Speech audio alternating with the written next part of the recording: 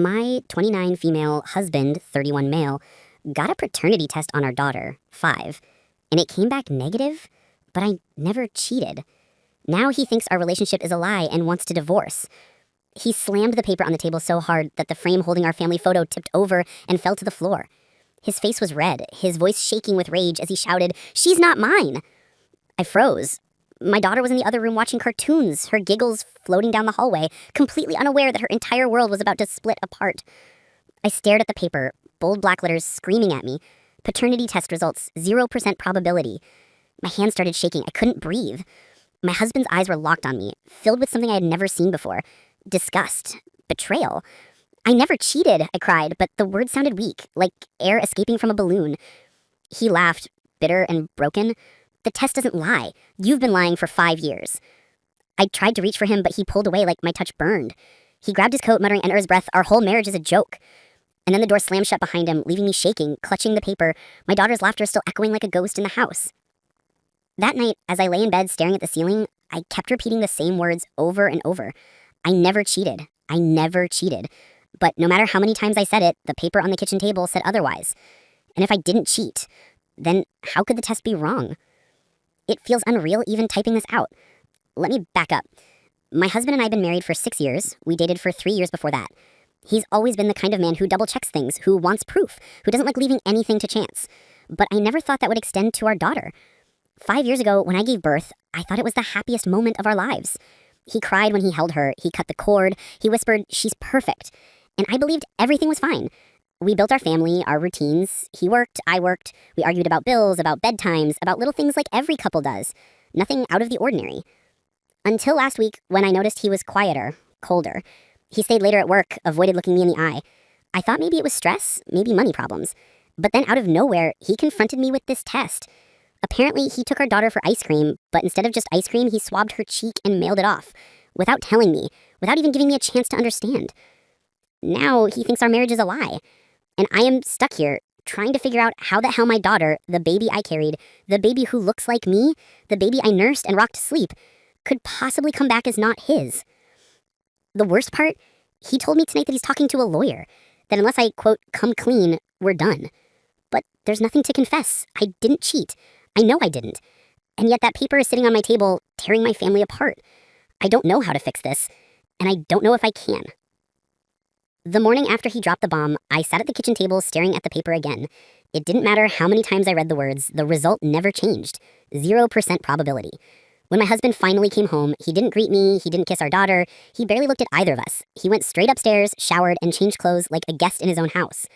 I followed him up, clutching the paper in my hand. "We need to talk," I said, my voice breaking. He didn't stop moving. He grabbed a shirt from the dresser, pulled it on, and said flatly, "There's nothing to talk about. I know the truth now." "The truth," I cried. "The truth is that I never cheated on you. Not once. Not ever. So if you think this paper means something else, then something's wrong with the test." He finally stopped and turned to look at me. His eyes were red hot, his jaw tight. "Are you seriously going to sit there and tell me the lab got it wrong? Do you think I'm an idiot?" I felt the tears burn in my eyes. I don't know what else to say. I can't explain it, but I swear on everything I love, I never betrayed you. He laughed, bitter and broken, lies on top of lies, before walking out the bedroom door. That was the first time I felt like he wasn't just doubting me. He hated me. Later that night, when I tried again to talk, he dropped another bomb. "I've already called a lawyer," he said. "Unless you admit what you did, I'll take this test to court and file for divorce. And don't think for a second I'll let you use my money to raise another man's kid." I gasped. "She's your daughter. You've raised her, loved her. You can't just erase that." "She's not mine," he snapped. "And the more you deny it, the uglier this is going to get." My daughter was asleep in her room, but I felt like the walls were closing in on me. The man I thought I'd grow old with looked at me like a stranger, like the last 6 years were a complete lie. That night, I lay awake listening to him snore on the couch. My mind kept spinning. If I didn't cheat, then how could the test be wrong? Could the lab have mixed things up? Could it be possible our daughter's DNA somehow didn't match his, even though she was his? I didn't have answers, only questions. And the more questions I had, the more my marriage slipped through my fingers. By the end of the week, the tension was unbearable. He stopped eating dinner with us, he ignored my calls, and when I told him our daughter asked why Daddy didn't want to play with her anymore, he just looked away and said, "She'll understand when she's older." That broke me. I knew I couldn't let this stand, so without telling him, I made a decision. I was going to get another test, a new one that I could control from start to finish. If I had to prove my innocence, I'd do it. but I had no idea what kind of storm I was about to step into. I didn't tell him. I couldn't. He was already so far gone, convinced that everything about us was a lie. If he knew I was trying to prove myself, he'd twist it, say I was desperate or trying to rig something. So I quietly booked the appointment. I called a different lab, one that had good reviews, one that didn't seem connected to the one he used. I told them everything. I asked 1,000 questions. They promised confidentiality, and I felt like maybe finally I was in control. The next day, I picked my daughter up from preschool and told her we were going to play a fun little swab game. She laughed when I brushed the cotton on the inside of her cheek. She had no idea that her whole life was hanging on that piece of cotton. Then came the hardest part, convincing my husband. I didn't tell him exactly what it was for. I just said, I need to do a family health checkup. Can you come with us for a quick test? He narrowed his eyes, suspicious, but for whatever reason, maybe curiosity, maybe spite, he agreed. We sat in the waiting room in total silence, my daughter swinging her legs, humming to herself, my husband scrolling on his phone, pretending not to look at me. When the nurse called us in, he went along with the cheek swab, but I saw the resentment burning in his eyes. I don't know what game you're playing, he muttered as we left, but it won't change the truth. I didn't answer. I just prayed. Days passed, long, excruciating days. Every night he slept on the couch. Every morning he avoided me. Every time my daughter asked why Daddy seems so sad, I had to bite back tears. Finally, the email came. My hands shook as I opened it, and when I saw the results, my knees nearly gave out. 0% probability. Again. I read it 3 times. 4. I couldn't breathe. My chest hurt. My vision blurred. How was this possible? How could 2 different labs, 2 different tests say the same thing? I heard the front door open. My husband walked in, still wearing his work clothes. I was standing there, phone in hand, tears streaming down my face. He saw me and said bitterly, "What, another lab confirmed what I already know?" I tried to speak, but nothing came out. He shook his head, walked past me, and whispered, "I'm filing tomorrow." That night, I sat in my daughter's room while she slept. I stared at her little face, her hair, the way she curled her hands under her cheek, the same way I used to as a kid. She was mine. There was no question. But somehow, she wasn't his. And if she wasn't his, then whose was she? The thought made my stomach twist. My mind went places I didn't want it to go. Could the hospital have made a mistake? Could there have been a switch? Could something I didn't even know about have happened that day? The more I thought about it, the more a cold, horrifying realization crept in. If the test was right, then the truth about my daughter's birth was far darker than I ever imagined, and I was about to find out just how deep that darkness went. The night after the second test broke me, I barely slept. My husband's words echoed in my ears. "I'm filing tomorrow." He was done.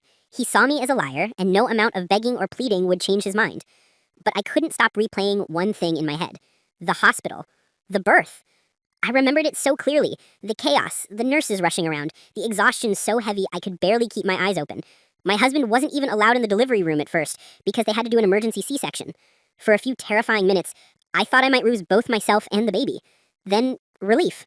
A nurse placed her in my arms and told me she was mine. But what if something had gone wrong?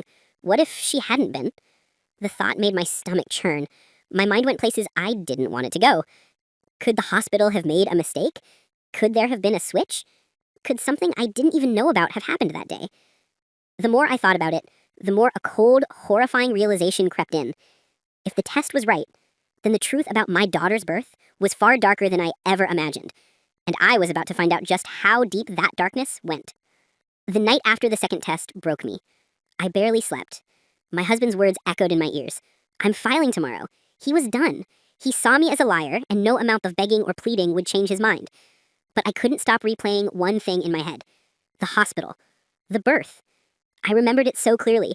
The chaos, the nurses rushing around, the exhaustion so heavy I could barely keep my eyes open.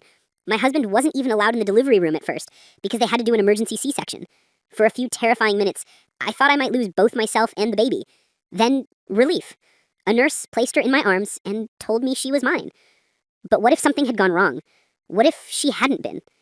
The thought made my stomach churn. My mind went places I didn't want it to go. Could the hospital have made a mistake? Could there have been a switch? Could something I didn't even know about have happened that day? The more I thought about it, the more a cold, horrifying realization crept in. If the test was right, then the truth about my daughter's birth was far darker than I ever imagined, And I was about to find out just how deep that darkness went. The papers from the hospital haunted me. Every word burned into my brain. Multiple infants admitted during same time frame.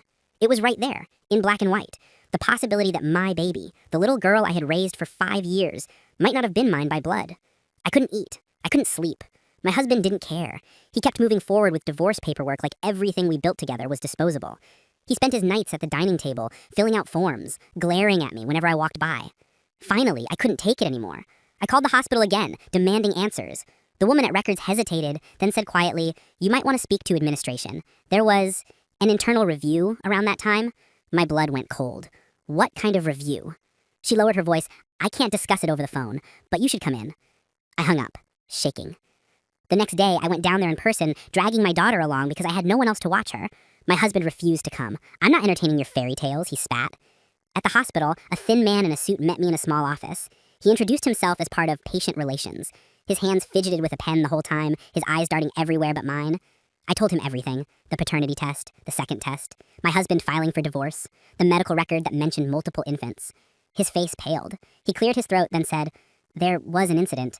A few infants were temporarily placed in the wrong cribs, but procedures were followed to correct the error immediately. To our knowledge, all babies were reunited with the correct mothers before discharge." My stomach turned. "To your knowledge?" He looked down at his papers. "We have no documented evidence of a mix-up leaving the facility. But if you're concerned, we could arrange for a review of the situation." A review? My life was crumbling. My daughter's identity was in question, and all they could offer me was a review? I wanted to scream. Instead, I left the office holding my daughter's hand so tightly she winced. That night, I tried to explain it all to my husband. They admitted there was an incident. "Don't you see? This isn't about me lying, it's about something bigger, something we couldn't have controlled." But he just sneered. "You'll cling to any story, won't you? I bet you love this. Now you get to be the poor victim of a hospital mistake instead of owning what you did." I slapped him. I had never hit him before, not in all our years together, but the rage boiled over. My daughter saw. She started crying. The three of us stood there in the kitchen, him clutching his face, me shaking, my daughter sobbing, and in that moment I realized our family wasn't just broken, it was shattered. But I wasn't going to stop. If the hospital wasn't going to tell me the truth, I was going to find it myself. And what I discovered next would turn everything upside down. Weeks later, after endless calls and threats of legal action, the hospital finally agreed to re-examine the case. They reached out to me with a file, sealed and stamped. My heart was in my throat as I tore it open. Inside was a letter. Short, clinical, chilling. During the internal review of deliveries from blank date, it has come to our attention that a patient under your name may not have been discharged with the correct infant. A potential error involving 2 female infants occurred. Due to the passage of time, definitive identification may only be possible through DNA comparison with other affected families. We sincerely regret the distress this may cause. I dropped the letter. My hands went numb. My daughter, my sweet laughing little girl who loved stuffed animals and bedtime stories, might not have been mine by blood. I turned to look at her. She was sitting on the floor, coloring, her tongue poking out in concentration. She looked up, smiled, and said, "Mommy, look, a rainbow." And in that instant, a sickening realization hit me. If she wasn't mine, then somewhere out there another child, my biological daughter, was being raised by strangers. And I didn't even know if I even wanted to find her.